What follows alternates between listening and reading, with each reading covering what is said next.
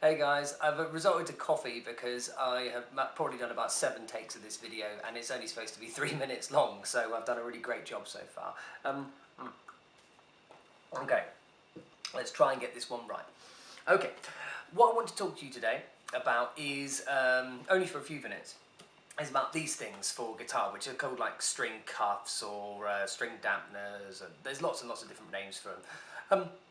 I want to kind of talk about, 1, about buying them, 2, about using them, and 3, about maybe the kind of positives and negatives of using them. Alright, so 1, this is the first thing. Please, you don't, although I support the companies that make them and all that kind of stuff, and it's good that there's pro ones, you don't need to go and spend, if you've got no money, alright, you don't need to go and spend 10 quid on one of them. If you've got a couple of guitars or whatever it is, right, you can go and get one of these things, and I mean I bought a pack of 5 of them for £3, and they're literally just a cable tidy. Okay, so I mean obviously try and get one which is, I don't recommend plastic. I mean this one is just, as I said, it's just a kind of a Velcro kind of strap, alright, and it's not massive, it doesn't wrap around the thing loads and loads. And if I just show you on my guitar, oh, that's my guitar making noise, you can see it there, alright. Now don't spend 10 quid on one, alright? If you want to have a play around with it, that's all I'm talking about. And if you're really desperate, you go and grab yourself, if your mum or sister, or maybe you've got one, you might have one that could go around, tie it around your guitar, just a really, really kind of soft piece of cloth or something like that, and it will do the same job. Okay, so basically, yeah. First thing, don't go and spend a whole load of money on one of them, alright? You don't need to. You can, as I said, these were effectively like 50p each. Also, when you're using them, they're great, alright? If you're doing a distorted kind of chugging sound or anything like that, they're great because what they'll enable you to do is not have any of these strings ringing in sympathy. Now, if you listen to this one, I've just got it on a clean sound at the moment, but alright, it mutes them all out, and that's great because when you're playing your kind of bar chords, or if you're in drop D or anything like that, right, you won't end up getting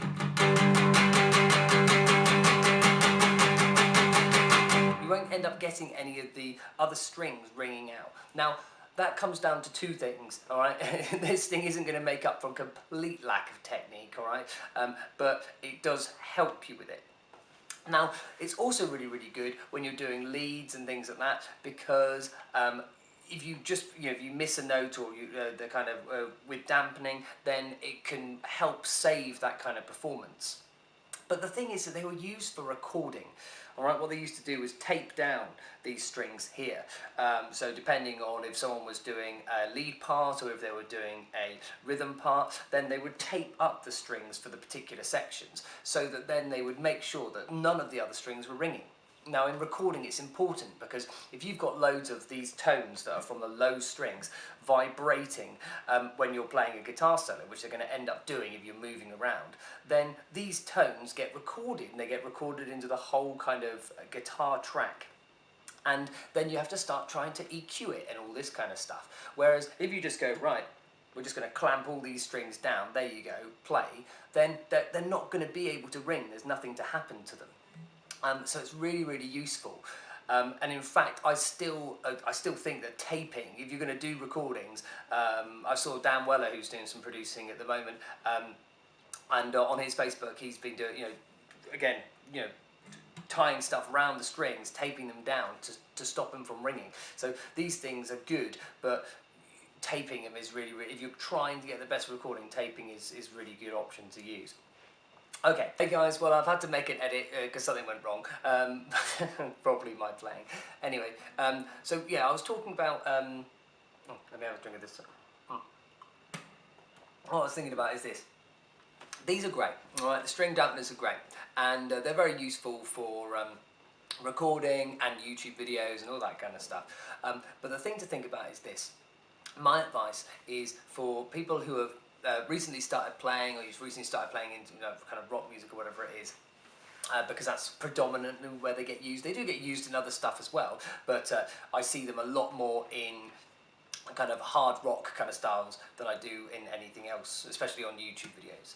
And what I want you to think about is that when you're playing your scales, you need to think about how you dampen the strings. Now, you use both your fretting hand and your picking hand to kind of dampen the strings. So you dampen with this one as you move down through scales, and again you do the same thing with this one.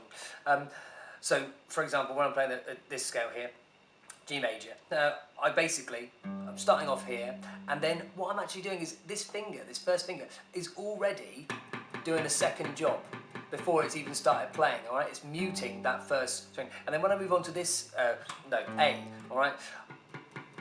Muting that one. Muting that one. All right? Now, what happens is this, is that if you've got one of these string things on there, listen. Okay, can you notice that actually I don't really need to, because I'm just doing the same job here. Alright, it mutes the string out. So it's basically doing the job for me.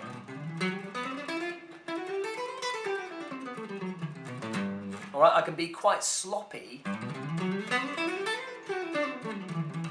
and you don't really hear all of the stuff, the other rubbish that should be going with it, because this thing is knocking those notes out. Alright?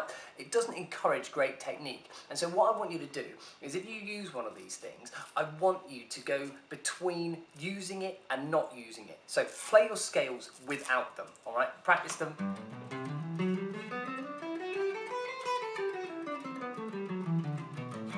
Alright? Play it with it.